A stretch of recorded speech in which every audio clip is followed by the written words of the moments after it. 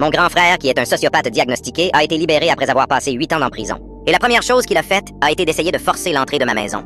J'étais en train de cuisiner dans la cuisine avec mes écouteurs, donc je n'ai pas entendu quand il a brisé la vitre de ma fenêtre avec une pierre. Je n'ai réalisé sa présence que lorsqu'il s'est tenu juste derrière moi et que j'ai senti son souffle sur ma nuque. Terrifié, j'ai crié et reculé. Mais il s'est contenté de me fixer en silence. Il m'a dit que j'étais la raison pour laquelle il était allé en prison et qu'il était venu se venger. Mon cœur battait à toute vitesse et je n'avais aucune idée de ce qu'il allait faire.